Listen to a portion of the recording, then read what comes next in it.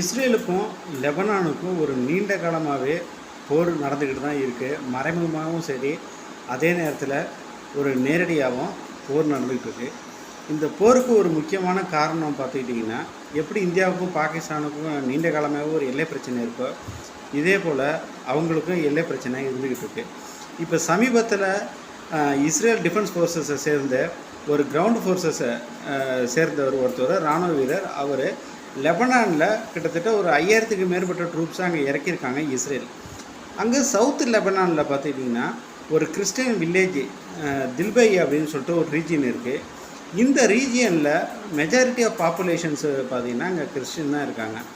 அந்த இடத்துல ஒரு ஆள் உயரத்துக்கு ஒரு ஜீசஸ் கிறிஸ்து, ஒரு இயேசுநாதர் சிலை இருக்குது. அந்த சிலையை பார்த்திங்கன்னா ரொம்ப உக்கிரத்தோடையும் கடும் கோபத்துலேயும் பார்த்திங்கன்னா ஆத்திரத்துலேயும் கண்மூடித்தனமாக ஒரு சுத்தியில் எடுத்துகிட்டு போயிட்டு இஸ்ரேல் டிஃபென்ஸ் ஃபோர்ஸஸை சேர்ந்த ஒரு இராணுவ வீரர் அந்த சிலையோட அடிப்பகுதியை அடித்து உடைக்கிறார். அந்த சிலை பார்த்திங்கன்னா அப்படியே கவிழ்ந்து அப்படியே கீழே விழுந்து கிடக்கு. திரும்பவும் பார்த்திங்கன்னா ஒரு ஆத்திரம் தீரலை, திரும்பவும் அந்த சுத்தியலால் தலையை உடல் முழுக்க அதை பீஸாக அதை உடைக்கிறாரு. இந்த நிகழ்வெல்லாம் பார்த்திங்கன்னா அங்கே உள்ள சோஷியல் மீடியாவில் அது வைரலாக இருக்குது. வைரல் ஆனாலும் பார்த்திங்கன்னா ஒரு கடும் கொந்தளிப்பை ஏற்படுத்துது. ஒரு இஸ்ரேல் டிஃபென்ஸ் ஃபோர்ஸஸை சேர்ந்த ஒரு வீரர் பார்த்திங்கன்னா ஒரு தெய்வமாக வழிபடுற ஒரு சிலையை பார்த்திங்கன்னா அந்த சொந்த நாட்டில் இது போல் அடித்து உடைக்கிறது ஏற்றுக்கிறது இல்லை அப்படின்னு சொல்லிட்டு போர் உக்கிர நிலையெல்லாம் அடைஞ்சிக்கிட்டு இருக்கு. இப்படிப்பட்ட சூழ்நிலையில் பிரதமர் நெதன்யாகு அவர் என்ன சொல்லியிருக்காருன்னா, இந்த சோஷியல் மீடியாவில் வைரலான வீடியோ எந்த அளவுக்கு உண்மைத்தன்மை இருக்குதுன்னு தெரியல. உண்மைத்தன்மை இருக்கிற பட்சத்தில் நாங்கள் அந்த இராணுவ வீரர் மேலே நாங்கள் கடுமையான நடவடிக்கையெல்லாம் எடுப்போம், அது முன்னுதாரணமாக இருக்கும் மற்றவங்களுக்கும் அப்படின்னு சொல்கிறாரு. உடனே நெதன்யாகு இஸ்ரேல் மிலிட்ரி அத்தாரிட்டிஸுக்கு ஒரு டைரக்ஷன் கொடுக்குறாரு, கமாண்ட்மெண்ட்ஸு.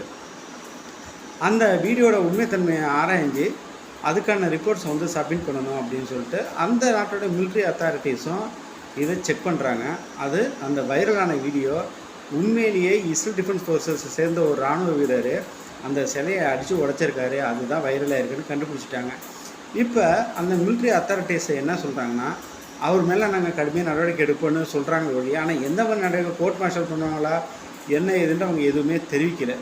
இப்போ இஸ்ரேலுக்கும் லெபனானுக்கும் போருக்கான ஒரு முக்கியமான காரணம் என்னென்னு பார்த்தீங்கன்னா, 1948ஆம் ஆண்டு இஸ்ரேல் ஒரு புதிய நாடாக உருவாகுது. எப்படி இந்தியாவுக்கும் பாகிஸ்தானுக்கும் நீண்ட காலமாக எல்லை பிரச்சனை இருக்கோ, இதே போல் இஸ்ரேல் பக்கத்தில் அந்த எல்லைகளை ஒட்டினதெல்லாம் லெபனான். அந்த லெபனானில் ஒரு ஹெசபுல்லாங்கிற ஒரு டீம் இருக்காங்க. ஆனால் இஸ்ரேல் அந்த ஹெசபுல்லாவை தீவிரவாதியாக தான் நினைக்கிறாங்க. அவங்க ஈரான் கூட கைப்பற்றிக்கிட்டு ஈரான் நிதி உதவியும் ஆயுத உதவியும் செஞ்சிட்ருக்காங்க. அவங்கள வச்சு மறைமுகமாக பார்த்திங்கன்னா இஸ்ரேலுக்கு தொல்லை கொடுத்துட்ருக்காங்க. இஸ்ரேல் அடிக்கடி அட்டாக் பண்ணுறது, சிவிலியன் ஏரியாவில் குண்டு போடுறது, அங்கே உள்ள ஐடியா ஃபோர்ஸஸை சில பேரை கடத்திட்டு போகிறது, இது போல் விஷயங்கள்லாம் பார்த்திங்கன்னா தொடர்ந்து லெபனானில் ஹெசபுல்லா தீவிரவாதிகள்லாம் செஞ்சிட்ருக்காங்க. இந்த உச்சம் தான் பார்த்திங்கன்னா கொடூரத்தின் உச்சம் எப்போன்னா, 2006ஆம் ஆண்டு லெபனானில் உள்ள ஹெசபுல்லா தீவிரவாதிகள் என்ன பண்ணுறாங்கன்னா, இஸ்ரேல் டிஃபென்ஸ் ஃபோர்ஸஸ் சில பேரை அங்கே கிட்னாப் பண்ணி அவங்கள ஹாஸ்டேஜாக பிடிச்சி வச்சுருக்காங்க. அவங்கள ரிலீஸ் பண்ணோன்னா பலவிதமான டேர்ம்ஸ் அண்ட் கண்டிஷன்ஸ்லாம் சொல்கிறாங்க. ஆனால் அது இஸ்ரேல் காது கொடுத்து கேட்குறோன்னு வச்சுங்களேன், உடனே இவங்களுடைய எலைட் ஃபோர்ஸஸும் மற்றும் க்ரூஸ் பேலிஸ்டிக் மிசைல்லாம் வச்சு அதை அட்டாக் பண்ணுறாங்க. அந்த ஏவுகணைகள்லாம் பார்த்திங்கன்னா பெருத்த சேதமடையுது. அப்படி இருந்தும் பார்த்திங்கன்னா அந்த லெபனானில் உள்ள ஹெசபுல்லா தீவிரவாதிகள்லாம் ஒடுங்கின பாடு இல்லை. அதனால் இப்பயும் பார்த்திங்கன்னா கிரவுண்ட் ஃபோர்ஸஸ்லாம் விட்டுருக்காங்க. கூடிய சீக்கிரம் தரைமட்டம் ஆரம் வரைக்கும் நாங்கள் விட மாட்டோம் அப்படின்னு சொல்லிட்டு நெதன்யாகு சூளுரை விடுத்திருக்காரு.